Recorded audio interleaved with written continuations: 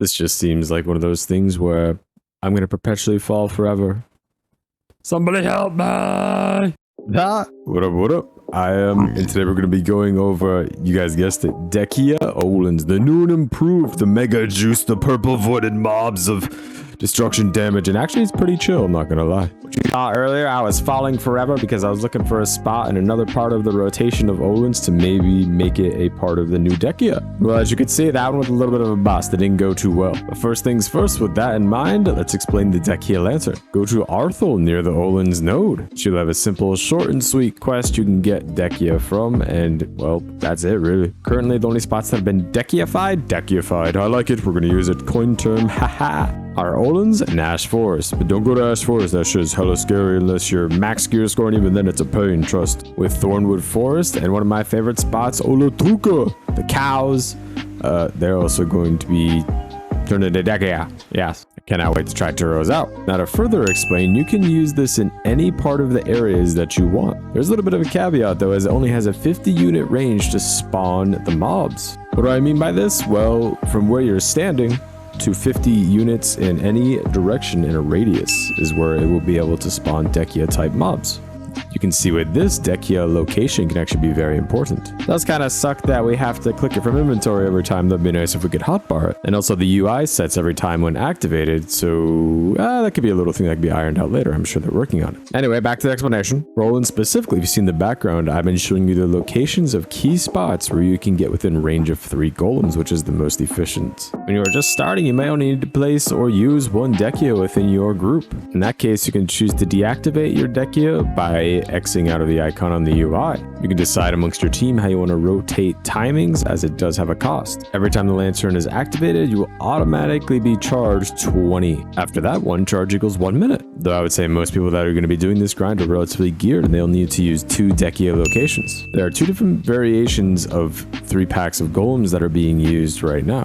They do intervene with each other, unfortunately, so you won't be able to do the same ones on the same server. I've been showing those in the background, so that way if you want to try them out, feel free. I have personally been using the first one that I have shown with other groups. Now, if you don't mind being less efficient, you of course could use a different part of the rotation to only possibly use 2 golems instead of 3. It'll just be a little bit less efficient on your charges. So let's say you want to go to Arsha and someone's using rotation 1 of the 2 golem packs for Dehkia. You could go to another part of the rotation and use, like, let's say the one that's over by the cliff that has 3, and then you can use the one that's in the lower cave or possibly just up the road to do 2, so you'd have a 3-2 golem rotation instead of a 3-3. Do keep in mind when rotating between 2 packs, you'll notice your Dehkia Lantern will deactivate once you get out of a certain range, which is actually really nice, believe it or not, and hella convenient. You don't have to worry about deactivating it and wasting charges yourself, as it will just do it when you leave.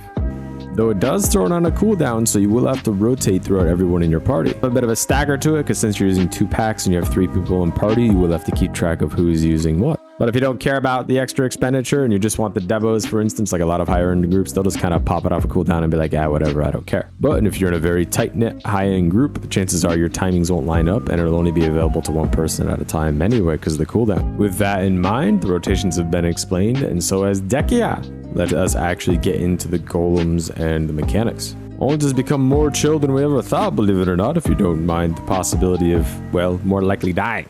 But once you get it down and you know what damage to avoid, it becomes a lot more chill than you believe. The main damage source and things to look out for are as follows. But first, to point out, sometimes it can be a little graphically glitchy if you get to a spot and the golem's not there. One of 2 things, either he's actually not spawned yet, unlikely, or he just might be a little not there. Usually if you wait a couple of seconds, he'll spawn in right afterwards. As long as you're getting hit markers and you see something, he is there. And also he'll throw nukes at times without an arm. Yeah, that's a good one. I'm not sure if that one's intentional or not, but it's funny. Anyway, first new animation will be Eruption. He will stand still and cast a massive AoE throughout the area. You'll see it as a big purple circle all over the ground. He'll have pulsing waves emanating from his body. He will do it up to 3 times, so make sure to use your PvE iframes, and this can also be frontal guarded, though I would not recommend at night. He will do this randomly throughout the whole fight, and also at certain timings that I'll explain as we go. Next we have the arm, the classic, which is actually hella more tanky than it usually is. When you get the arm down to around 30ish%, he will do a massive pulse wave just like the explosion. Same thing applies advise use your PvE iframes or frontal it, but not at night because it's just going to blow it up and you're probably going to get one tap. Most parties will have more than enough damage to get the arm down. I would actually recommend focusing on the body as a preference. Getting the golem as low as possible for later is ideal. You make sure to keep hitting the arm, of course, and do it in that one phase. After destroying the arm, he will do that eruption again though, so make sure to watch out for those 3 ticks of damage. Now the chill part, the easy part, which actually is most of the golem. You will summon multiple waves of babies everywhere, all the baby golems. Make sure your group is standing together as much as possible, that way the babies focus you and it's easier to DPS them down. Now this is hella chill, and this is why I say it is a lot more relaxing than normal golems because you're not moving around all the time.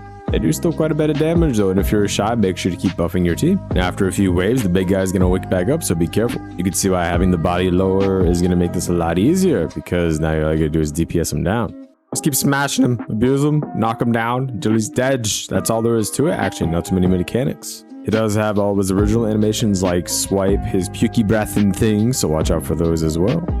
That is it for my quick guide on the new Dehkia Olunz, short, sweet, and to the point.